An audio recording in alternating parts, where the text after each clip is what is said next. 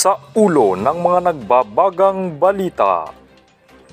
God bless Baguio 2022, matagumpay na idinaos. Mission team ng GFJC Santo Niño on the go pa rin. Church lot kung saan itatayo ang GFJC Birbira, sinimulan ng isaayos ng mga kapatiran. NBD 1-to-1 discipleship ng GFJC Tarlac, matagumpay na nagtapos. Philippine Values Education Program sa Baguio at Santo Niño ating kumustahin. Bilang ng eskwelahan na kasali sa VEP na dagdagan pa. At paghahanda ng GFJC para sa Jesus Reigns Celebration 2022 ating alamin.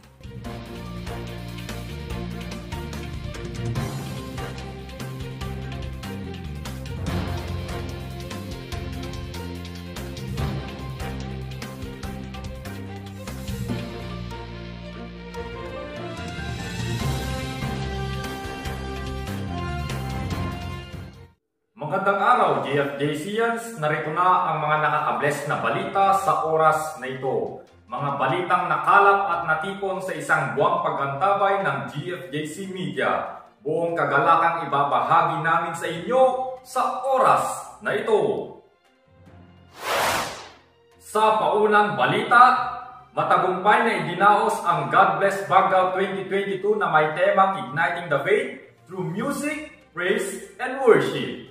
Muli na namang lumikha ng kasaysayan ang Baguio Interchurch Fellowship matapos na matagumpay na idaos ang God Bless Baguio kahapon, November 26 sa VGH Memorial Gymnasium sa ganap na alauna ng hapon.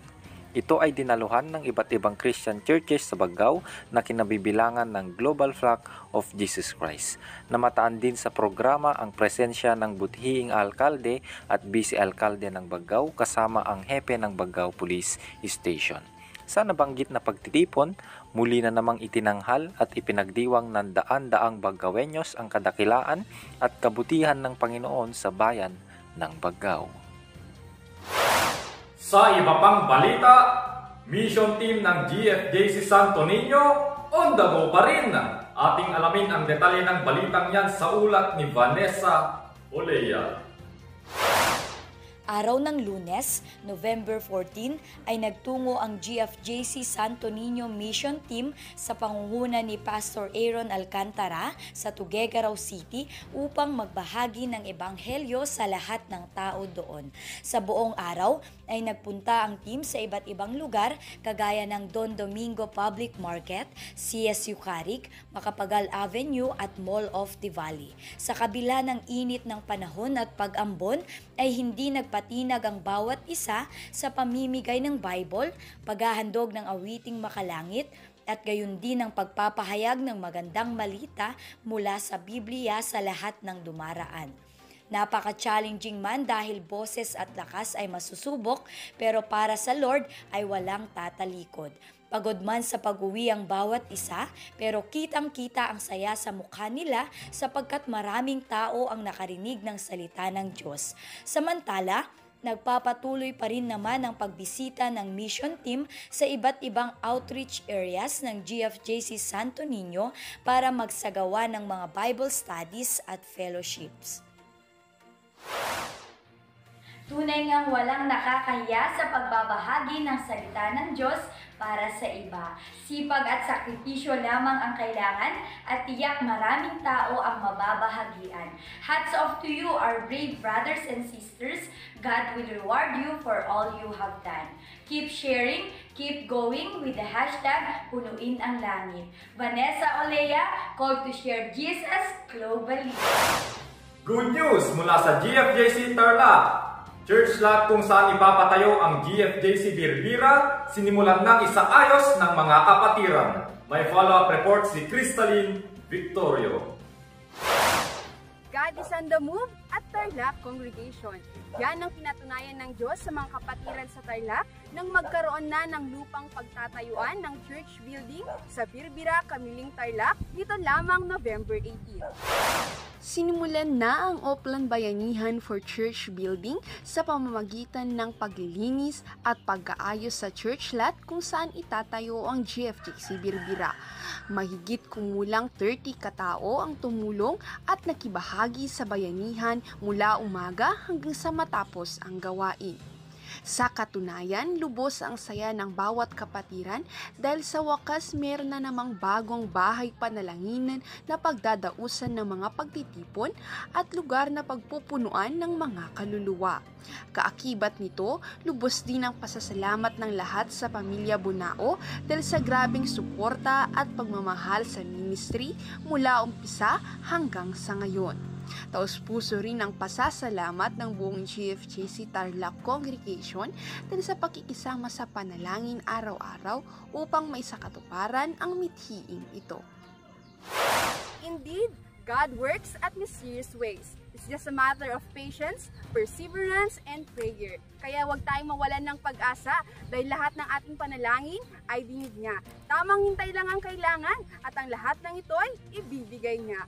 Crystalline Victorio, called to share Jesus globally.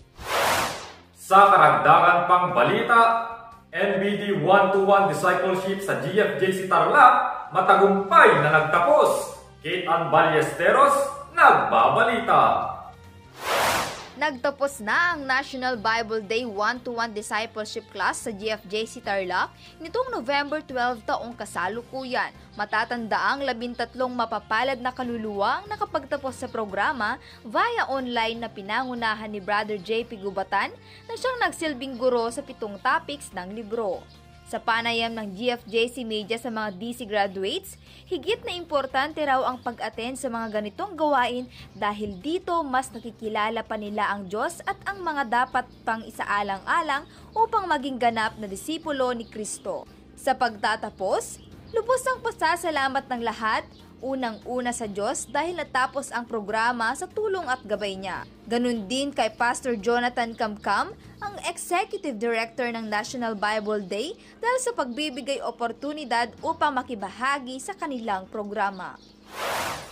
Truly, God never fails to fulfill His promises to His children. As long as we are obedient enough to serve Him, provisions and blessings will always run after us. Nan-anay nga talek ken pamati lang kinapo kabsat, tati amin nga kararag tayo, ket addaan to tisongbat. Kate Ann Ballesteros, called to share Jesus globally. Samantala, Philippine Values Education Program sa mga paaralan patuloy na lumalago. Taguig at San Isidro Integrated School sa Baggao napasok na ng mga VP volunteers at PVEP sa Santo Niño, Cagayan, sinimulan na rin. Detalye ng mga balitang yan ihahatid ni Arnel Vallejo. Patuloy ang paglago ng Philippine Values Education Program o PVEP sa mga paaralan kung saan ang programa ay laganap na nga sa iba't ibang bayan dito sa Cagayan.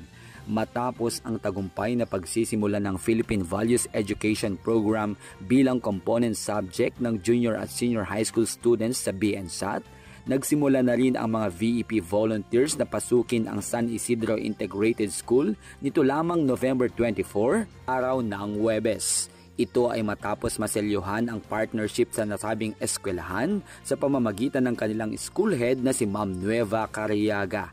Napag-alaman ng GFJC Media na ang VEP ay isinama sa curriculum ng mga grade 9 at grade 10 students. Samantala, tagumpay rin ang pagsisimula ng VEP sa Taguig Integrated School matapos payagan ng eskwelahan sa pamamagitan ng kanilang principal na si Sir Remigio Marcos na isama ang VEP sa curriculum ng mga mag-aaral mula kinder hanggang grade 10. Nangyari ang nasabing kick-off ng programa nito lamang araw ng Biyernes, November 25. Samantala, on the go rin ang PVEP sa Santo Niño, Cagayan matapos aprobahan ni Dr. Lauro Daquiwag, Public Schools District Supervisor ng Santo Niño District, ang partnership na pinangunahan ni Pastor Aaron Alcantara kasama ang mission team ng GFJC Santo Niño. Dahil dito, nitong November 17, ipinakilala na nga ang VEP sa Abaryongan National High School sa Abaryongan Ruar, Santo Niño sa pamamagitan nila Pastor Aaron Alcantara, Ma'am Vanessa Olea at Sir Brimar Apolonio. November 21, araw ng Lunes, tagumpay rin na pinakilala ang VEP sa Santo Niño National High School kung saan malugod na tinanggap ito ng principal doon sa katauhan ni Sir Daniel Prudenciano kasama si Sir Manny Centeno, ang ESP coordinator ng nasabing eskwelahan. Layunin ng Values Education Program na maturuan ng Christian values ang mga kabataan sa mga eskwelahan at magkaroon ng moral transformation sa kanilang mga buhay sa pamamagitan ng character at values education. GFJCians, salamat sa lahat ng suporta, panalangin at pakikisama para maisakatuparan ang programang ito. Arnel Vallejo, called to share Jesus globally. Sa kabuuan ng ating mga balita sa oras nito, GFJCians, tatlong tulog na lang, Jesus Reigns Celebration na! Inaabangan na sa ngayon ang nakakapanabik na Jesus Reigns Celebration na gaganapin sa November 30 taong kasalukuyan sa Tugigaraw People's Gymnasium. Ang selebrasyon na may temang Year of No Compromise ay inaasahan ngang dadagsain ng mga Cagayano ngayong taon dahil sa 2 taong pagpabalipan dito dahil sa pandemic.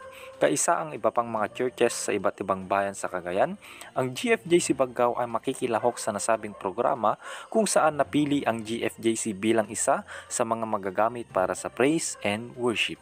Puspusan na nga ang paghahanda sa ngayon ng worship at dance ministry para sa nasabing partisipasyon. Kita-kits on November 30, GFJCians.